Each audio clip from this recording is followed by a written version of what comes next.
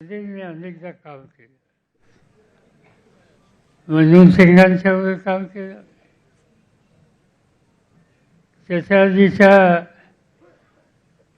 रावसाहेबांच्या मंत्रिमंडळात काम केलं. विरोधी पक्ष नेता म्हणून दिल्लीत काम केलं.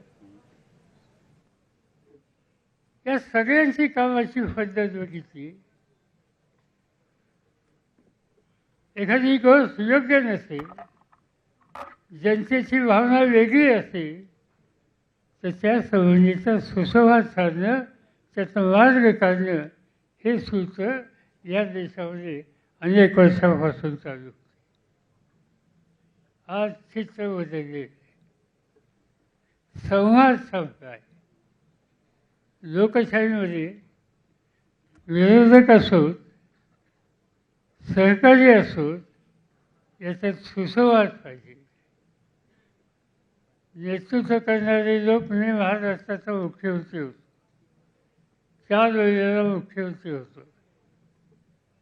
माझी पद्धत असायची, एखादा महत्त्वाचा निर्णय आपण घेतला तर त्या निर्णयाच्या संबंधी सामान्य माणसात काय प्रतिक्रिया आहे ही जर जाणून घ्यायची असेल तर संवाद ठेवावा लागतो. लोकांशी बोलावं लागतं, लोकांचं म्हणणं ऐकून घ्यावं लागतं. जे अयोग्य असेल तर ते दुरुस्त करण्याच्या संबंधीची मानसिकता ठेवायला. आज देशामध्ये हा संवाद नाही.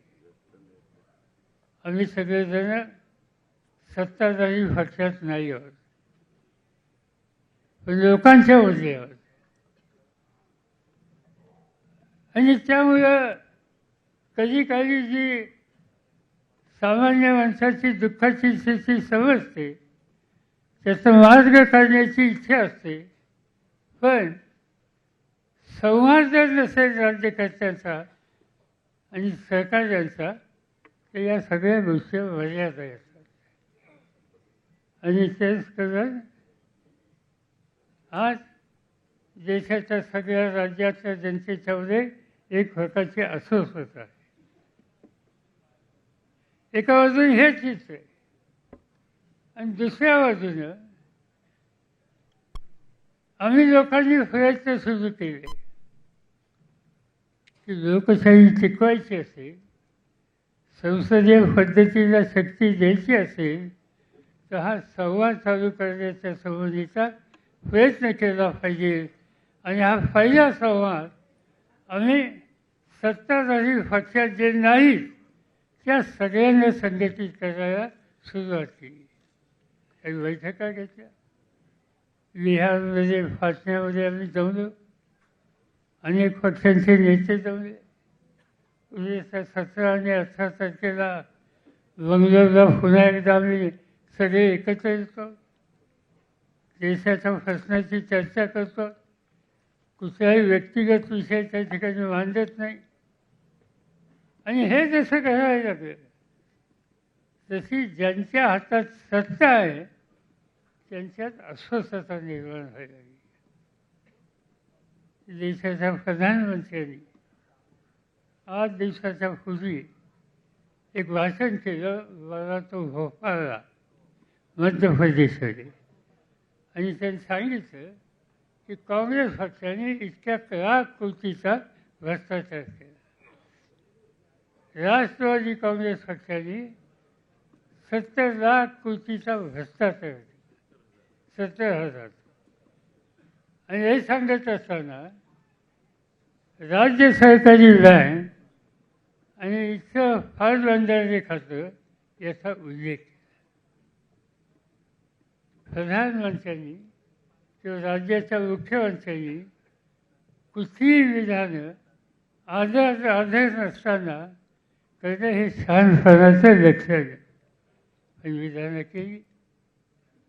या प्रधानमंत्र्यांचं एक वैशिष्ट्य आहे.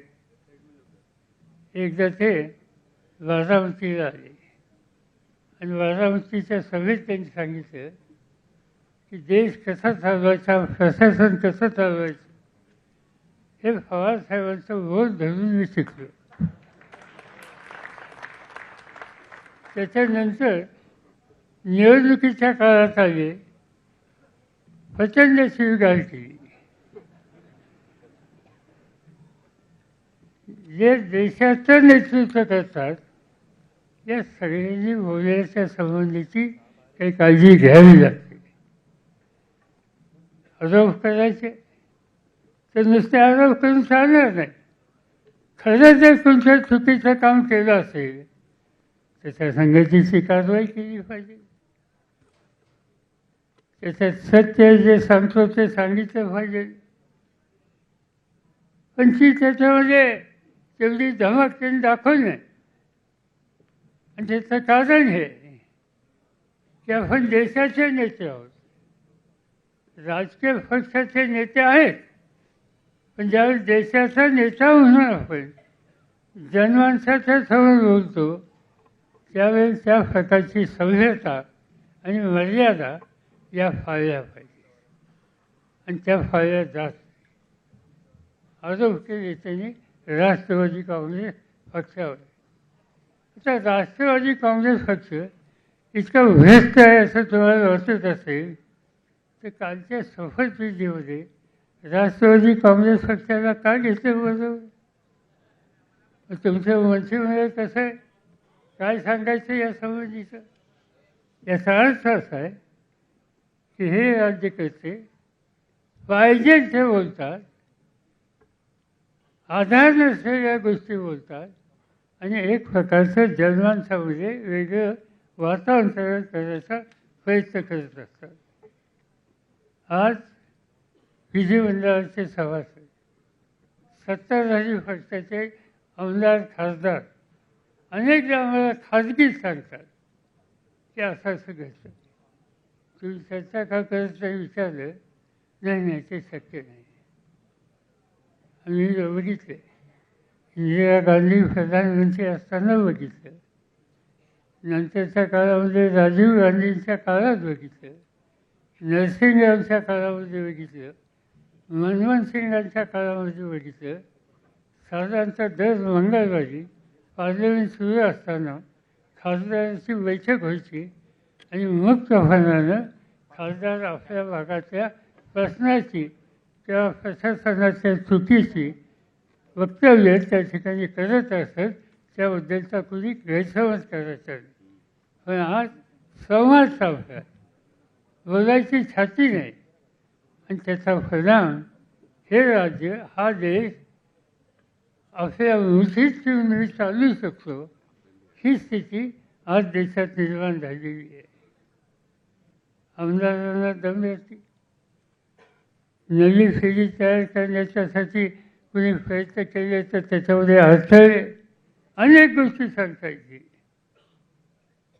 साध्या गोष्टी आहेत. महाराष्ट्रामध्ये काही लोकांनी बाजूला जायची भूमिका घेतली. माझी काही तक्रार नाही, मला दुःख आहे. कारण राष्ट्रवादी काँग्रेस पक्षाच्या कार्यकर्त्यांनी त्यांना विधिमंडळामध्ये आणण्याच्यासाठी मेहनत केली, कष्ट केले, घाम गाळला. त्यांच्या कष्टातून ते निवडून आले. संधी मिळाली विधिमंडळात जायची. आणि ती ज्या कार्यकर्त्यांनी कष्ट करून ही चांगले दिवस आणले त्यांना विश्वासात न घेता, पक्षाला विश्वासात न घेता वेगळी भूमिका घ्यायची. आणि जो राजकीय विचार आपल्याला मान्य नाही हे आपण लोकांच्या समोर कालच्या निवडणुकीत मांडलं, त्याच्यात लोकांची संमती घेतली, त्या विचाराच्या पंक्तीला जाऊन बसणं हे योग्य नाही. लोकशाहीच्या दृष्टीनं एवढंच त्या ठिकाणी सांगायचं. राज्य नाही त्याच्याबद्दल मला काही बोलायचं नाही. पण दिसतंय काय, पक्षाच्या ऑफिसमध्ये काहीतरी गडबड केली गेली.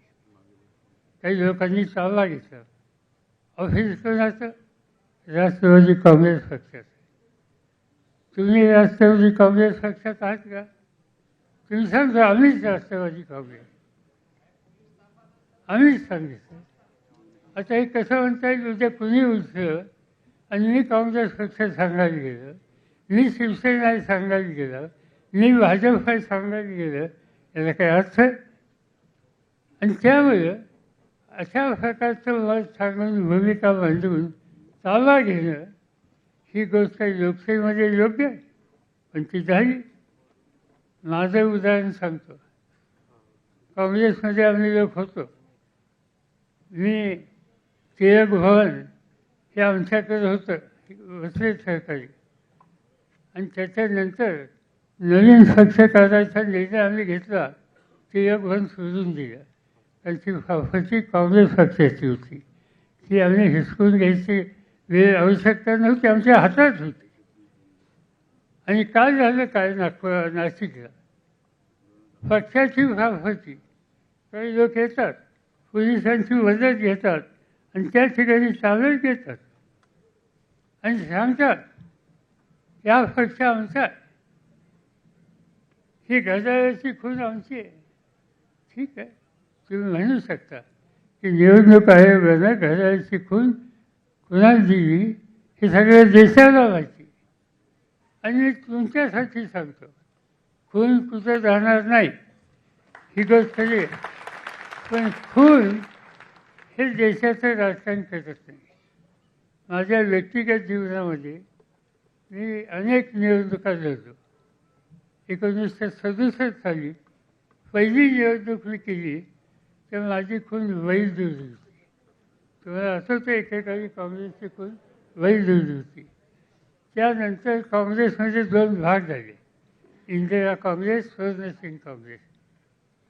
त्याच्यामध्ये आमची खून गेली, वैल दिली दोघांची गेली.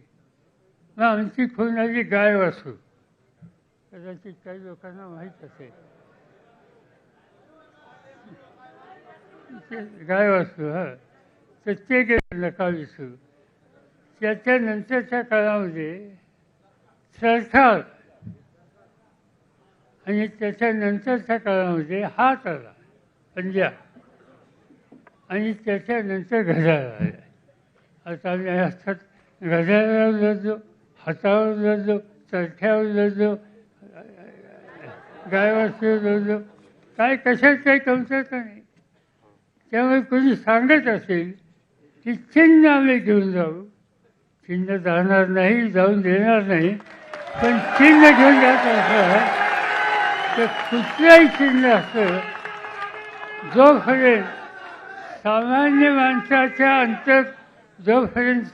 माणसाच्या अंतःकरणामध्ये त्या पक्षाचा विचार आणि कार्यकर्त्याची भूमिका सखोल आहे, तोपर्यंत काही चिंता करण्याचं कारण नाही. या ठिकाणी मी आपल्या सगळ्यांना सांगू इच्छितो.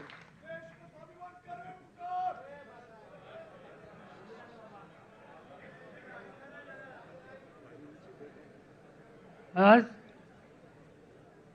अनेक गोष्टी सांगता येतील. मी काही मित्रांना त्यांच्याबद्दल काही भाष्य करू इच्छित नाही. आज काही लोकांनी भाषणं केली.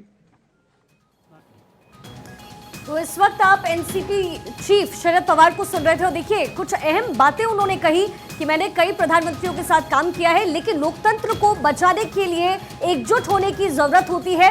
आज देश को एकजुट होना पड़ेगा। तो एनसीपी में फूट के बाद शरद पवार अपने कार्यकर्ताओं के साथ आज अहम मीटिंग कर रहे थे और ये मुलाकात हुई, जिसके बाद उनका संबोधन देखने को मिला और लोकतंत्र की बात यहां एनसीपी चीफ शरद पवार कर रहे थे। और चूंकि अब ये जो मैजिकल आंकड़ा है वो 30+ नजर आ रहा है अजित पवार के गुट की तरफ, लेकिन शरद पवार के गुट की तरफ मात्र 10+। अविनाश पांडे मेरे सहयोगी मेरे साथ लगातार बने हुए हैं। अविनाश, क्या कुछ समझ में आया? क्योंकि शरद पवार ने जिन बातों का जिक्र किया, एक बात तो बहुत क्लियर है कि उनके पास मेजॉरिटी नजर नहीं आ रही, लेकिन अभी भी मुश्किलें अजित के लिए कम नहीं हुई है, क्योंकि 36 का जो जादुई आंकड़ा है अभी भी पार करना पड़ेगा। जी बिल्कुल, जैसा कि अभी तक जो यहाँ से जब सभी विधायक बस में भर के निकले, यहाँ से ले गया उनको ताजलैंड बांद्रा के ही एक होटल में, हालांकि खाना खिलाने के नाम पे, खाना खाने के नाम पे लेके गया है, लेकिन वहां उनको तब तक रखेंगे जब तक सारी चीजें सही नहीं हो जाती, ऐसा कयास लगाया जा रहा है। और कहीं ना कहीं जब शरद पवार जी की बात करें तो वो बहुमत के आंकड़े से काफी दूर अभी भी हैं। और लेकिन दूसरी तरफ अगर अजीत पवार के खेमे की बात करें तो 31 और सिर्फ वो उनको 5 विधायक और चाहिए, जो कि बाद में आने की पूरी संभावनाएं बनी हुई हैं। इसके अलावा आपको बता दें कि इनसे सब में 4 विधान परिषद के भी विधायक थे और एक लोकसभा और राज्यसभा के एक थे। तो इस तरह से कहीं ना कहीं अजीत का खेमा अभी भी मजबूती के साथ डटा हुआ है और मजबूती बनी हुई है। बिल्कुल और शरद पवार मजबूती जी के अपने साथ ही डटा हुआ तो है, लेकिन मैजिकल आंकड़ा तो लाना ही पड़ेगा। अविनाश, आप बने रहे हमारे साथ। आशीष तिवारी इस वक्त हमारे कंसल्टिंग एडिटर न्यूज रूम से हमारे साथ लाइव हैं। आशीष, देखिए, मैजिकल आंकड़ों की हम बात कर रहे हैं। एनसीपी में फूट पड़ गई, बीजेपी में शामिल हो गए अजित पवार, लेकिन 36 का आंकड़ा मैंडेट नहीं है अभी किसी के पास। देखिए, काफ़ी सारे ऐसे अभी विधायक हैं जो दोनों ही जो गुट हैं उनके बीच में फंसे हुए हैं, वो अपोह की स्थिति है उसमें, और वो ये देख रहे हैं कि किस तरफ जाने में उनका फ़ायदा होगा। स्वाभाविक तौर पे सत्ता अगर अभी अजीत पवार के साथ है तो ज़्यादातर लोग उनके साथ ही जाएंगे। 31 प्लस जो मेंबर्स हैं, जो विधायक हैं, वो इस समय अजीत पवार के साथ हैं। कहीं ना कहीं और भी अभी विधायक उनके साथ जुड़ेंगे, ऐसी संभावना है। आप ये देख सकते हैं, इतिहास दोहराता है। इसके पहले जब शिवसेना गुट में इस तरीके का वर्टिकल एक डिवाइड हुआ था, एकनाथ शिंदे टूटकर इधर बीजेपी के साथ आए थे, कोalition में गवर्नमेंट बनाई थी, तब भी आप देखें धीरे धीरे उनके साथ लोग जुड़ते गए और आज तक कार्यकर्ता और नेता जुड़ रहे हैं। कहीं ना कहीं जब जिस तरफ सत्ता होती है, विधायकों को, नेताओं को अपना फ़ायदा भी दिखाई देता है। आगे आने वाले दिनों में विधानसभा चुनाव हैं, लोकसभा चुनाव हैं, बीएमसी के चुनाव हैं और भी अलग अलग क्षेत्रों में चुनाव हैं महाराष्ट्र में, तो उन सब चीज़ों को देखते हुए कहीं ना कहीं अपना फ़ायदा देखेंगे और ज़्यादा चीज़ें जो उनके लिए फ्रूटफुल साबित होंगी उस पर वो काम करने की कोशिश करेंगे। बिल्कुल, अविनाश पांडे भी लगातार हमारे साथ बने हुए हैं। अविनाश, देखिए, जिस तरह के बयान सामने आए, जिस तरह से शरद पवार ने इन चीजों का जिक्र किया कि गलती हुई है तो उसे सुधारा जाएगा, उसे सुधारने का काम किया जाएगा। अजीत के मन में कोई बात थी तो वो मुझसे शेयर करते, तो ऐसे में कहीं ना कहीं एक इमोशनल पछतावा भी इन बातों में नजर आ रहा है क्या? कहीं ना इसमें दोनों तरफ की बातें नजर आ रही हैं। अभी जब अजीत पवार जी पूरा भाषण दे रहे थे तो घुमा फिरा के उनका केंद्र बिंदु पवार साहब के आदेश को हम मानेंगे, उनके साथ रहेंगे, उनको ऐसी ऐसी बातें उन्होंने जरूर कही। लेकिन दूसरी तरफ वहीं पवार साहब भी अब सफाई देने पे लगे हैं कि जिस तरह के अगर उनको कोई प्रॉब्लम था, कोई परेशानी थी तो हमसे शेयर करना चाहिए था। तो कहीं ना कहीं अभी भी वो शंका बना हुआ है कि इन सबके पीछे कहीं ना कहीं पवार साहब का हाथ साफ साफ दिखाई दे रहा है। ऐसी संभावनाएं बनी है। इस संभावनाओं को मजबूती तब मिल जाती है जब अभी हमने कुछ कार्यकर्ताओं से बात किया और थाने मुंबई के बगल थाने के जो अध्यक्ष थे फरहान जापे जी, उनसे हमने बात किया तो उन्होंने भी यही सेम बात बोला कि अभी भी हम शरद पवार जी के साथ हैं, शरद पवार जी हमको मार्गदर्शन। लेकिन अविनाश, जिस गलती को सुधारने की बात की जा रही है, वहां सुधारने की गुंजाइश कहां से और कैसे होगी? क्योंकि अजीत खेमे में जैसे हम देख रहे हैं कि मैंडेट की तरफ वो बढ़ते हुए नजर आ रहे हैं, भले ही आंकड़ा 36 तक ना पहुंचा हो, लेकिन इस गलती को सुधारने की गुंजाइश कहां? क्या बातचीत में नजर आती? क्या शरद गुट की तरफ से या शरद पवार की तरफ से पहले की तरह इस बार भी कोशिश की जाएगी? और कितने चांसेस हैं कि अजीत पवार इस बार मानेंगे? बिल्कुल वाजिब बात है कि अजीत पवार जी के पास 31 का आंकड़ा मिल चुका है, लेकिन अभी उनको सिर्फ 5 ही चाहिए। कहीं ना कहीं शरद पवार जी अभी भी कोशिश कर रहे हैं कि जो उनके कार्यकर्ता, जो उनके आमदार और विधायक और सांसद सब जा रहे हैं, अभी भी छोड़ के उनके पास वापस आ जाए, लेकिन ऐसा जमीनी स्तर पे होते दिखाई नहीं दे रहा है। कहीं ना कहीं शरद पवार जी को बाद में बैकफुट आना पड़ेगा। जिस हिसाब से यहाँ उनके कार्यकर्ता सभी कार्यकर्ता बात कर रहे थे, एक 1-2 हमने सबसे जानना चाहा, सबने जो चीजें बताई, तो बाद में ये पवार साहब का ही गेम साबित होगा, ऐसा उनका साफ साफ कहना था। जी अविनाश, जो बाकी 13 विधायक जो दोनों पार्टी में नहीं दिख रहे हैं, उनका क्या रुख हो सकता है? और साथ ही जो पार्टी पर कब्जे की लड़ाई है, संगठन की लड़ाई, उसमें क्या तस्वीर दिख रही है? देखिए, संगठन की लड़ाई अभी जिस तरह से सभी को बांद्रा होटल में लेके जाया गया है, अगर इलेक्शन कमीशन बोलता है या उनको कहीं परेड कराना हुआ पार्टी को लेकर, सिंबल को लेकर, तो अभी उनके सब सुरक्षित हैं, उनके पास सारे विधायक हैं, तो फटाक से लेके जाके करवा देंगे परेड। और उसके अलावा जो 5 विधायक चाहिए, तो 5 विधायक अभी खाली माहौल देख रहे हैं कि किस तरफ उठ बैठता है, उसी पाले में हम चले जाएंगे। अगर अजीत पवार जी पूर्ण रूप से संपन्न है तो हम शरद पवार जी का साथ छोड़ के उनके पास चले जाएंगे और बहुमत से फिर से ये जो है एनसीपी पार्टी अजीत पवार के पूरे अंडर में आ जाएगी। तो वेट एंड वॉच में ये 13 विधायक जो कहे जाएंगे, 5 के साथ में मैं 13 को सम्मिलित करना चाहूंगा। 13 विधायक वेट एंड वॉच की परिस्थिति में हैं।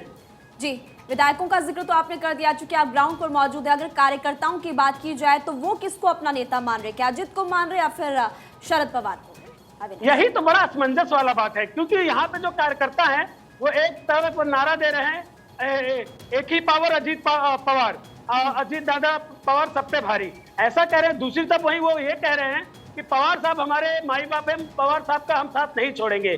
कहीं ना कहीं जो सामंजस्य है ये कार्यकर्ताओं को यही नहीं, उनके ही पास से साफ हो जा रहा है कि इसमें पवार साहब का 100% हाथ है और पवार साहब ये पूरा गेम चल रहे हैं। कार्यकर्ता बड़े ही असमंजस में फैले हुए हैं, पड़े हुए हैं अभी भी। लेकिन अविनाश, ये तस्वीर सिर्फ यहीं तक नहीं सीमित है, क्योंकि देखिए जिस तरीके से विपक्षी एकता को एकजुट करने की कोशिश नीतीश कुमार कर रहे थे और शरद पवार ने उससे थोड़ी सी दूरी जरूर बनाई थी, लेकिन ये पूरी तस्वीर सिर्फ विधानसभा क्षेत्र तक के लिए नहीं है, ये है आगामी आने वाले आम चुनाव के लिए, क्योंकि एनसीपी का जो योगदान होगा उस आम चुनाव में वो बहुत अहम हो जाता है। कहा यही जाता है कि शरद पवार जिधर मोड़ते हैं रुख वहां उधर की तरफ चला जाता है, वो महाराष्ट्र हो या फिर देश हो या देश की सियासत हो। ऐसे में अब क्या तस्वीर दिख रही है, क्योंकि यहाँ पर क्लियरली 2024 जो है वो एक पैरामीटर है। जी, जैसा कि साफ साफ कहा जाता है कि राजनीति के चाणक्य शरद पवार जी माने जाते हैं, यहाँ तक कि प्रधानमंत्री नरेंद्र मोदी जी भी शरद पवार को अपना कहीं ना कहीं गुरु मानते हैं। लेकिन ये सारी कहानी शुरू हुई तब जब पटना में विपक्ष का मीटिंग हुआ और वहां पे ये जाना जाने लगा कि पूरे देश से सब जगह की पार्टियां वहां पे आई, तभी से ये सारी चीजें सुगबुगाहट शुरू हो गई थी। लेकिन अब अजीत पवार जी का कहना है कि शरद पवार जी हमसे कोई बातचीत नहीं करते, हमसे कोई ओपिनियन नहीं लेते, हमको पार्टी के दरकिनार कर रहे हैं, कार्यकर्ताओं का काम नहीं हो रहा है, उनसे कोई मशविरा नहीं हो रहा है। ये तो एक अलग विषय हो गया।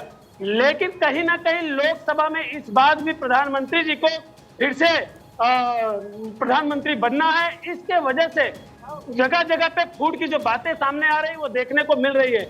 ये लेकिन प्रकार जब विपक्ष की सत्ता बचेगी नहीं, विपक्ष की पार्टियां बचेगी ही नहीं, तो लड़ेगा कौन? सबसे बड़ा सवाल है। इसीलिए बीजेपी पार्टी सभी विरोधी पार्टियों को अपने आप में मिलाने का सतत प्रयास कर रही है, जिससे मजबूती से 2024 का चुनाव लड़ा जा सके। जी बिल्कुल, देखिए लगातार हम देख रहे हैं कि आपके पीछे कुछ लोग भी मौजूद हैं, पार्टी के कार्यकर्ता हैं या कौन लोग हैं, इनसे भी जरा बात कीजिए और समझने की कोशिश कीजिए कि फिलहाल ग्राउंड की स्थिति है क्या, किस और हवा जो है वो चल रही है, किस ऊंट महाराष्ट्र की सियासत का, राजनीति का करवट बैठेगा।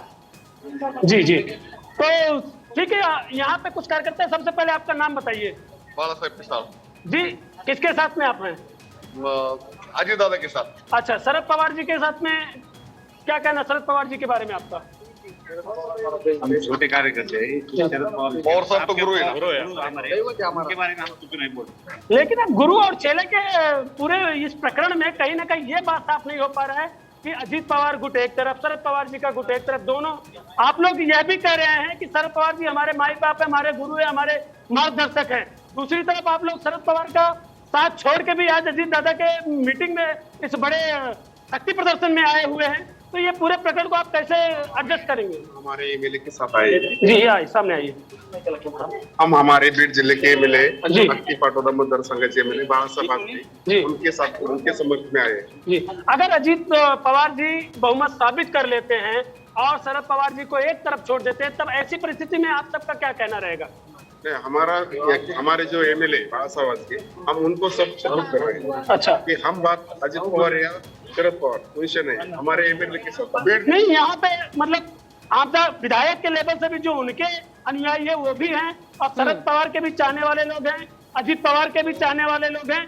लेकिन ये सारा पिक्चर तभी साफ हो पाएगा जब अजीत पवार जी या शरद पवार जी में कोई एक बहुमत साबित कर पाएगा, उसी तरफ ये सब मुड़ जाएंगे। क्या अविनाश कोई कानूनी लड़ाई भी दिख रही है, जैसा कि हमने शिंदे गुट और उद्धव ठाकरे गुट के बीच शिवसेना की संगठन वाली लड़ाई के दौर में देखा था? जी, कानूनी लड़ाई की बात तो बनी रही है। इसके पहले आवार जी ने कहा, जितेंद्र आवार जी ने कहा था कि हम जो है ये जिन 9 मंत्रियों ने, मतलब अजीत पवार के साथ जिन 9 मंत्रियों ने शपथ लिया है उनके खिलाफ जाएंगे, उनको कोर्ट तक में जाएंगे। वहीं दूसरी तरफ से अजीत पवार के खेमे से ये बात सामने आ रही थी कि जो उनके पास विधायक बचे हुए हैं उनको हम सस्पेंड करेंगे, क्योंकि बहुमत हमारे साथ है। चलिए, फिलहाल सियासी लड़ाई तो जी। यहाँ पर जारी है, कानूनी चलेगी। लड़ाई में क्या कुछ जी। दांव पे चलेगी दोनों ही पार्टियां, ये देखना बहुत दिलचस्प होगा। बहुत बहुत शुक्रिया आपका फिलहाल आपका। लेकिन देखिए, जिस तरीके से राजनीतिक उठापटक इस वक्त पूरे महाराष्ट्र में चल रहा है, मैंडेट किसको मिलेगा, क्योंकि बहुत जरूरी है कि 36 जो विधायक हों वो दोनों में से किसी के पास हो। तो ये पवार वर्सेस पावर की लड़ाई अपने चरम पर है और लगातार हमारी नजर इस खबर पर बनी हुई है।